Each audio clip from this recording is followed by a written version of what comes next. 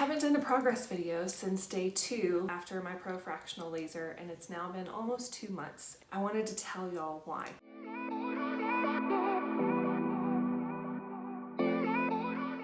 First of all, I did make content for the first week, so I'm going to be showing you some of that. I recorded a full day 3 video, and I have pictures from days 4, 5, and I believe day 6 was whenever I first wore makeup. After that, the mental journey of this got quite taxing. Whenever you've battled with skin issues your whole life and that becomes one of your biggest insecurities, and then you wind up growing confidence and you feel like you've conquered that mountain, and then you finally feel like you love yourself enough to do something like this and to take care of yourself, and then all of a sudden it kind of like uproots some of the residual insecurities. It can get very difficult, and that is what I feel like I've experienced through this. On day 6, I wore makeup and I felt so excited because my cheeks looked so much smoother. But then I also felt, in smiling, I could just tell that I was still a little bit swollen. And I thought, oh, I hope that the smoothness isn't a little bit of residual swelling. And it turns out it was. So then, after all of the swelling went down and I was left with quite a bit of redness, when my skin was still really red, it felt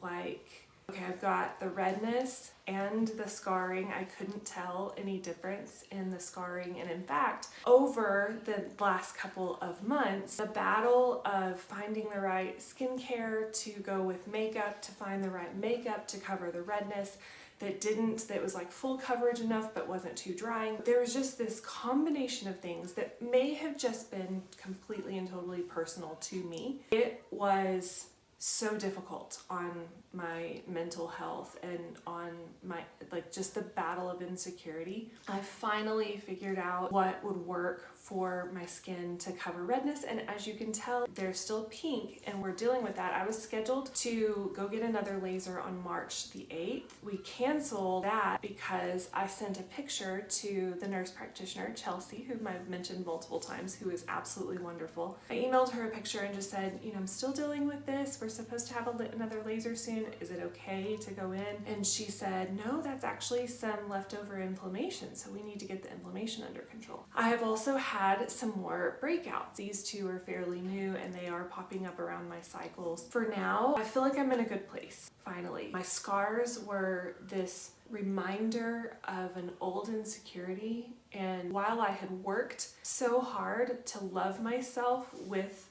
the scars, I still saw the opportunity to do something to help them, to give myself the gift of the skin that I've never had. I literally can't remember a time in my adult life that I had skin I was proud of. That is mind-boggling to me. What I'm learning in this process is that one laser for my type of scarring is not gonna do it, and this process is teaching me to love myself where I am on the way to where I'm going, to love my skin again where it's at on the way to where it's going. While it's taken me a couple of months to get to this place again where I'm like, you know what, I will love myself and my skin if it never looks any different than this. For those of you who may be going through this and after the fact you're like, I can't find the right moisturizer, I can't find the right makeup, whatever, I'll tell you what has worked really well for me. I am still using the Zeo cleanser. I am not using the toner pads or their moisturizer right now because I needed something more substantial. I had been using the Estee Lauder Double Wear foundation. I also like the Bare Minerals Bare Pro. It's just not quite as full coverage, so I've been really liking the Estee Lauder Double Wear. I am also using their Youth Supreme Plus cream, and that's what I wear under my makeup. I wash my skin every morning with the Zeo skincare.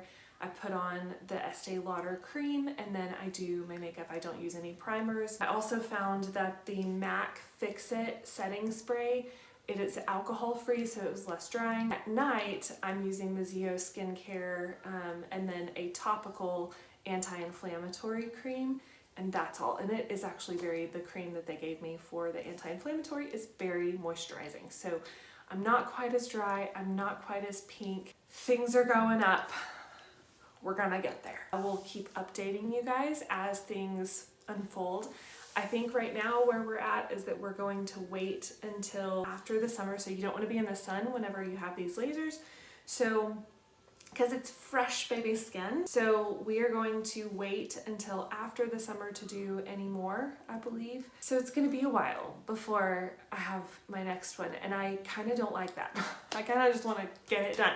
I want to get it over with. I'm hearing that like between 5 to 6 lasers is what they're expecting to need to do on me, and that they might have to go even deeper into some of the scarring. When you're doing these lasers, you really need someone doing them on your skin that knows what they're doing and is highly trained.